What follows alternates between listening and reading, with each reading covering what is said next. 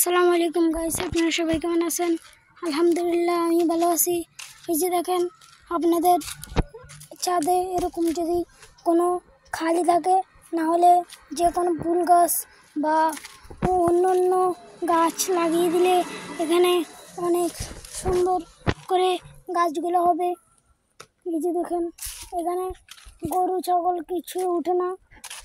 এই যে দেখেন, এখানে একটা কামরাঙ্গা গাছ, এটাতে প্রতি বছর ধরে এটাতে টিয়া পাখি আসে।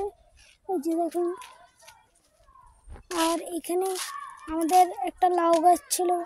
এই লাউ গাছটা এখানে রোপণ করার পরে জাল দিয়ে দিয়েছিল আম্মু।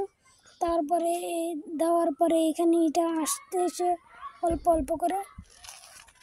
আর এই যে দেখেন, কত সুন্দর দৃশ্য গ্রামের বাড়িতে। এই যে দেখুন,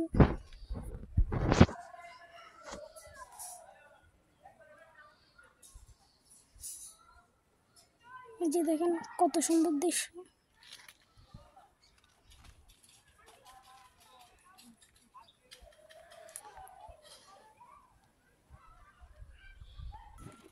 এই যে দেখুন, আমাদের এই পাশেও কতগুলো ফুল গাছ আছে।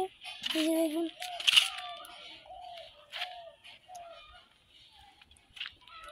এগুলো আপনারা খালি রাখবেন না। যে কোনো বালতি বা অন্য কিছু সাথে এই মাটি নিয়ে আপনারা ভালোভাবে ওই গাছ রোপণ করবেন। দেখবেন যে ইনশাআল্লাহ আপনারা যে গাছ রোপণ করবেন, যে কোনো কিছু ধরলে আপনারা খাইতে পারবেন। এই যে দেখুন, এখানে আমাদের অ্যালোভেরা গাছ। এই যে দেখুন, এখানে আমাদের একটা আপেল গাছ আছে। এই যে দেখুন, মাশাআল্লাহ, এটা বীজ থেকে উঠানো। এই যে দেখুন,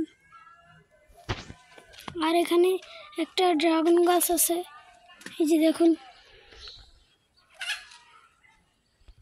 এই যে দেখুন, এখানে একটা চবদা গাছ আছে। এই যে দেখুন, মাশাআল্লাহ, আমাদের চবদাগুলো অনেক বড় হয়েছে।